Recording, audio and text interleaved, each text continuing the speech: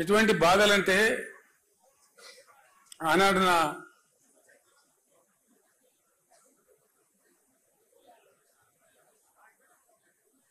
అడ్వైజర్గా సహచరునిగా రాజీ లేని పోరాటం చేసినటువంటి మాన్యులు స్వర్గీయ జయశంకర్ గారు నాతో పాటు ఉండేది. అనుక్షణం ప్రతిక్షణం ఉండేది నాతో పాటు, అన్ని సందర్భాలలో ఉండేది. ఆయన ఎంత గొప్పవాడంటే చాలా మంది జీవితంలో చాలా పనులు చేస్తారు, ఏదో ఒక స్టేజ్లో రాజీ పడిపోతారు. ఎందుకు పడతారో తెలియదు. కఠోరమైన సిద్ధాంతాలు నమ్మినటువంటి కొంతమంది పెద్దలు కూడా ఒక సందర్భం వచ్చేటప్పటికి ఆ సిద్ధాంతాన్ని పక్కకు పెట్టి కూడా కొన్ని పనులు చేస్తారు. ప్రొఫెసర్ జయశంకర్ గారికి ఉన్న ఒక గొప్పతనం ఏంటంటే ఆయన ఆజన్మ తెలంగాణవాది, ఆజన్మ అన్కాంప్రమైజ్డ్ తెలంగాణ ఫైటర్, అన్డౌటెడ్లీ. ఎందుకంటే ఒక 14-15 ఏళ్ళు సుదీర్ఘంగా ఆయనతో పాటు నేను కలిసి పనిచేసిన కాబట్టి అనేక సందర్భాలలో ప్రయాణంలో కావచ్చు, ప్రస్థానంలో కావచ్చు, చర్చలలో కావచ్చు, ఎంత గొప్పవాడు ఆయన అంటే ఈ టైంలో నేను ఆయన స్మరించుకోకుండా ఉండలేను. అట్లాంటి మనుషులు అరుదుగా ఉంటారు ప్రపంచంలో. ఎక్కడి నుంచి ప్రారంభమైంది సార్ మీ ప్రస్థానం అంటే హైదరాబాద్ స్టేట్గా ఉన్నప్పుడు, అక్కడ ఆంధ్ర రాష్ట్రం ఉన్నప్పుడు నిజాం రాజు పెట్టినటువంటి పాఠశాలలు ఉండేవి మన దగ్గర. మల్టీపర్పస్ హై స్కూల్స్ కావచ్చు, మరొకటి కావచ్చు. మర్కజీ స్కూల్ అని ఒకటి ఉండేది వరంగల్ టౌన్లో. ఆ మర్కజీ స్కూల్లో ఆయన విద్యార్థిగా ఉండే టైంలో ఆంధ్ర ప్రాంతం నుంచి ఉన్నటువంటి ఆనాటి అయ్యదేవర కాళేశ్వరరావు వగైరా వగైరా వ్యక్తులు వచ్చి తెలంగాణ ప్రజలను మానసికంగా సిద్ధం చేయడానికి కొన్ని ప్రయత్నాలు చేసేవాళ్ళు. దానిలో భాగంగా ఆయన వచ్చి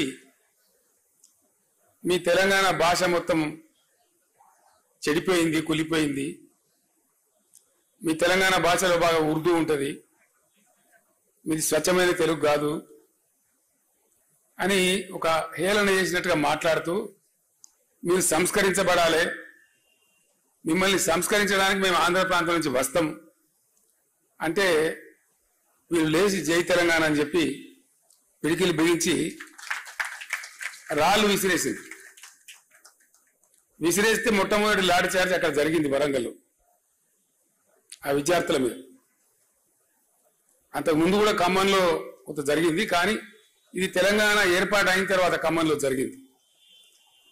తెలంగాణ ఏర్పడక ముందు హైదరాబాద్ స్టేట్గా ఉన్నప్పుడు జరిగిన సంఘటన ఇది. అక్కడి నుంచి ఆయన ఏ రోజుకైనా సరే తెలంగాణ తన అస్తిత్వాన్ని కోల్పోకూడదు, తెలంగాణ తెలంగాణగానే ఉండాలి అని మనసులో పూర్తిగా బాగా సంకల్పం తీసుకొని ఆయన జీవితకాలం అంతా కూడా పనిచేసిండు. ఎట్లా చూస్తే అట్లా, ఆయనకి ఎంత చేతనైతే అట్లా. ఆనాడు ఉన్నటువంటి ముఖ్యమంత్రి బ్రహ్మానంద రెడ్డి గారు స్వయంగా పిలిచి బెదిరిస్తే కూడా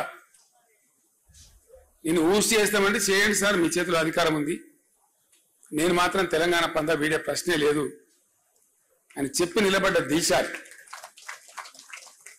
అట్లా ఇంక అనేక సందర్భాలు, అనేక బెదిరింపులు, అనేక ఇది. ఒక తీయటి అనుభవం ఏంటంటే వారితోని వారు ఎంత అన్కాంప్రమైజ్డ్, ఎంత రాజీ లేని పోరాట పందా ఉన్న వ్యక్తి అంటే సరే జరిగింది, జరుగుతా వచ్చింది, చరిత్ర అంతా జరిగింది, విలీనమైంది. విలీనం టైంలో సిటీ కాలేజ్ దగ్గర 7 విద్యార్థులను చంపేసినారు కాల్పులలో. అవన్నిటికి సాక్షి ఆయన. తదనంతరం తెలంగాణ ఉద్యమం కోసం కూడా పరితపించిన వ్యక్తి. 69లో ఉద్యమం వచ్చింది, చాలా ఉవ్వెత్తున ఎగిసిపడ్డది. చాలా మంది పెద్దలు పోరాటం చేసినారు, వాళ్ళని కూడా మనము సదా స్మరణీయులు. వాళ్ళు నా ముందు కూర్చున్నారు విజయసింహారెడ్డి గారు, నల్గొండ నాయకులు. వారి తండ్రి గారు బ్రహ్మాండమైనటువంటి కృష్ణారెడ్డి గారు ఆ రోజు పోరాటంలో అగ్రభాగంలో ఉన్నారు. నా పక్కన ఉన్న పోచారం శ్రీనివాసరెడ్డి గారు 69లో ఇక్కడ ఇంజనీరింగ్ కాలేజీ విద్యార్థిగా ఉంటూ పాలిటెక్నిక్ కాలేజీలో అనేక సార్లు లాఠీ దెబ్బలు తిని జైలుకు పోయినారు. ఇట్లా చాలా మంది గురించి చాలా మందికి తెలియదు. అనేకులు పనిచేసినారు, పని చేయలేదని ముచ్చట్లేదు. వారందరూ కూడా మనకు సదా స్మరణీయులు. వాళ్ళందరికీ మనం చేయెత్తి మొక్కాల్సిందే. ఉవ్వెత్తిన ఎగిసిపడ్డ ఆ ఉద్యమం కొద్దిగా పందా యొక్క లోపం వల్ల, వ్యూహ లోపం వల్ల అది ఘోరంగా విఫలమైపోయింది. విఫలమైన తర్వాత కూడా జయశంకర్ గారు తన పందా వీడలే. ఆయన రాస్తూనే ఉన్నాడు, సమీకరిస్తూనే ఉన్నాడు, ప్రతి సంవత్సరం బడ్జెట్లు అనాలిసిస్ చేస్తూనే ఉన్నాడు, తెలంగాణకు జరిగే అన్యాయాలని రికార్డు చేస్తూనే ఉన్నాడు. ఆ రోజుల్లో కంప్యూటర్ ఉండేది కాదు. కంప్యూటర్ వచ్చేదాకా, కంప్యూటర్ వచ్చిన తర్వాత కూడా ఆయన రికార్డు చేస్తూనే ఉన్నాడు. చేసి జరుగుతూ ఉండే. నేను అడిగిన ఒక రోజు, జయశంకర్ గారు 69లో ఘోరమైన వైఫల్యం వచ్చింది కదా, ఇంకో విచిత్రమైన విషయం మీకు గుర్తు చేయాలి. నేను ఇవి అవసరం, మనకు తెలియాల్సిన అవసరం ఉంది. మీరంతా ఈ స్టేజీ పైన కానీ కింద కానీ అతి ముఖ్యమైన నాయకులు ఉన్నారు కాబట్టి ఈ విషయం నేను మీతో పంచుకోవాలనుకుంటా ఉన్నా. 69 ఉద్యమంలో ప్రధానమైనటువంటి అంశం ముల్కీ రూల్స్, చాలా ప్రధానమైన అంశం. ఆనాడు ఉన్నటువంటి యువకులు, చదువుకుంటున్న విద్యార్థులు, ప్లస్ ఉద్యోగులుగా ఉన్నటువంటి వాళ్ళు, మన టీఎన్జిఓలు, వాళ్ళు కూడా బాగా హైలైట్ చేసి కొట్లాడిన విషయం ఏంటంటే ముల్కీ రూల్స్. మేము చదువుకుంటే ఏం లాభం, మా ఉద్యోగాలు మాకు వస్తలేవు కదా, తస్కరించబడుతున్నాయి కదా అనేది మేజర్. నీళ్ళ విషయంలో అప్పుడు కాలాలు కొంచెం బాగుండేది, వర్షాలు బాగా కురిసేది. ఈ మన మన మన ఉద్యమ ప్రస్థానంలో జరిగిన ప్రస్తావన తక్కువ ఉండేది అప్పుడు, కానీ ప్రధానంగా ముల్కీ రూల్స్ మీదనే ఉండేది. ఒక విచిత్రమైనటువంటి పరిస్థితి ఏంటంటే ముల్కీ రూల్స్ పేరిటనే అసలు అందులో పాల్గొన్న వాళ్ళు చెప్తే కళ్ళకు నీళ్లు వస్తాయి మనకు. రాజ్భవన్ గేట్ ఎదురుగా ఒక సంఘటన, వాళ్ళు బుల్లెట్లు కొడతా ఉంటే వీళ్ళు రాళ్ళు కొడతా ఉన్నారు, చచ్చిపోతున్నారు. ఇంద్రవల్లిలో గిరిజనులు ఏ విధంగా కొట్లాడినరో, పోలీసు తూటా వస్తా ఉంటే మరో 10 మంది ఉరుకుతా ఉన్నారు. తూటాకు ఎదురుగా తూటా వస్తుంది, నేను చస్తా అని తెలిసి కూడా. అంత ఆవేశపూరితంగా ఉద్యమం జరిగింది. చచ్చిపోయినారు, 8-9 మంది చచ్చిపోయినారు ఆ రైలు పట్టాల మీద పడి, రాజ్భవన్ ఎదురుగానే. అంత బాగా జరిగింది. సరే, ఉద్యమం సమసిపోయింది, తెలంగాణ రాలేదు. ఉద్యమ సందర్భంలో కొత్త పొటమరింపు. ఉద్యమం అయిపోయిన తర్వాత పివి నరసింహారావు గారిని ముఖ్యమంత్రి పెట్టినారు. పివి నరసింహారావు గారు ముఖ్యమంత్రిగా ఉన్నారు. ఆయన కూడా తెలంగాణ బిడ్డ. ఆయన 2 రాష్ట్రాలు కలవాలని ఉండే ఆయనకు పాపం, విశాలాంధ్రలో ఏదో గొప్ప జరుగుతుందని ఆయన కూడా ఆశపడ్డాడు. కానీ మోసం జరిగింది, ఆయన మనసులో ఉంది. ముల్కీ రూల్స్కు సంబంధించిన అంశం పోరాటం నుంచి, ఉద్యమ రూపం నుంచి పోయి లీగల్ బ్యాటిల్గా మారి సుప్రీంకోర్టులో పెండింగ్లో ఉంది.